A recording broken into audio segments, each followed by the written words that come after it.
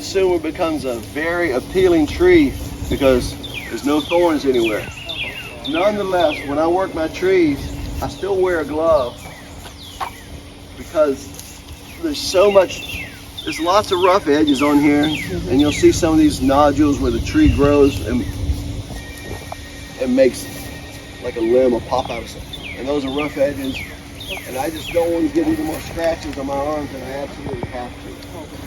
When you go to work on a tree, we use bypass pruning, bypass clippers. There's a couple of different kinds. There's a bypass where the blade goes past the blocking piece of steel. One side's sharp, one side's.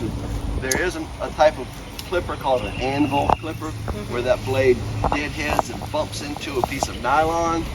We don't use those with the citrus trees. It's just a personal preference. I feel like I get a cleaner cut with these. When I walk through the trees, I use one of these. This is a sharpening steel. This is something that if you have more than 2 or 3 trees, you need a sharpening steel.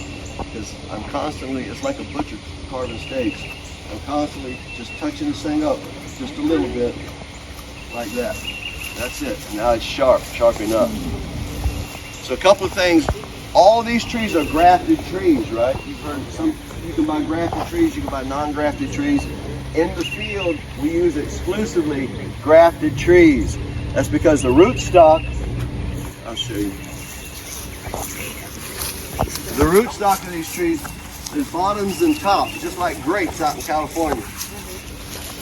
And this point right here, this is the graft of the rootstock to the scion, the top of the tree with that produces the fruit. Are you gonna cut that off? Oh yeah, I think to chop this tree to pieces. Oh, Lordy. The rootstock of this tree, You don't know what it is. yeah, it's called rubido. This is it. This is the tree that the rootstock is, and you see, it's very thorny. Yes, Lord. Very thorny. Now this root, and you see how the leaves are what we call a trifoliate leaf. It looks kind of like clover. Each leaf, and you can have it, looks very different from these leaves. These leaves are smooth and singular. See, that one's triple and treble. So the leaves don't look the same at all. The fruit of this little satsuma is delicious. I sell every piece I can grow.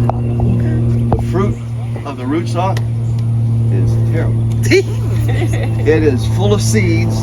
It's very bitter. It's small, and the skin is hard and difficult to peel. But it has a significant advantage over the top. This tree, delicious. Can't hardly keep it alive if you put it in the ground. It has cool roots. So we grafted onto the other tree. This other tree, terrible tree, but it grows like a freight train.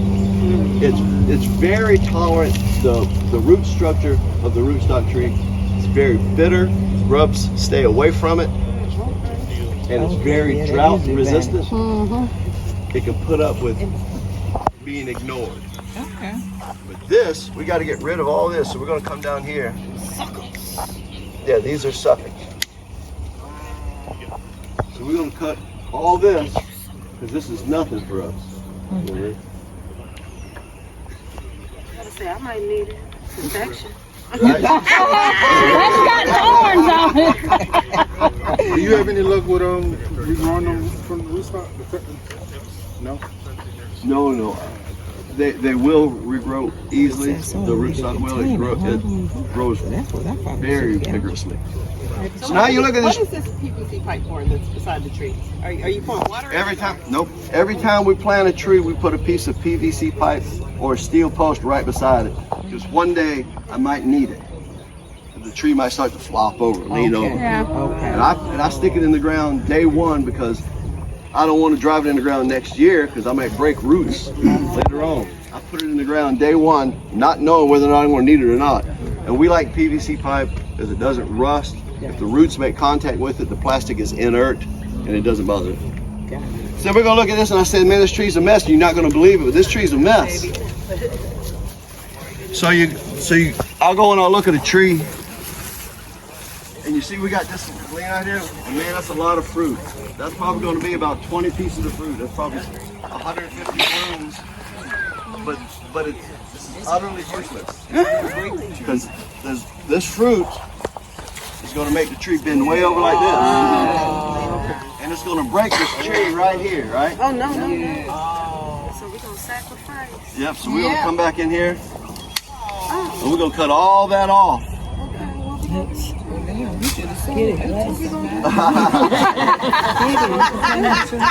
and just like when you go to watch the infomercials on TV and say, wait, there's more.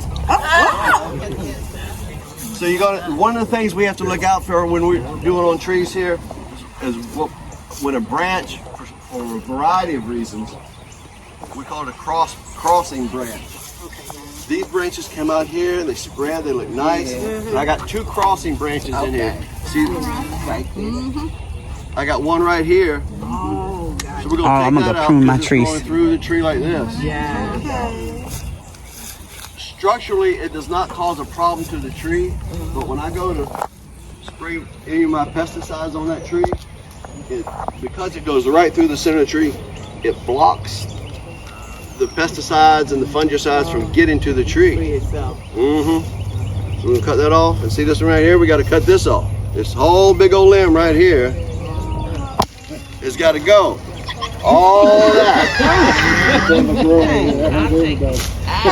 You see, it gets quiet as a church, don't it? Quiet as a church. So now this tree is much, much better off after I remove all that right there.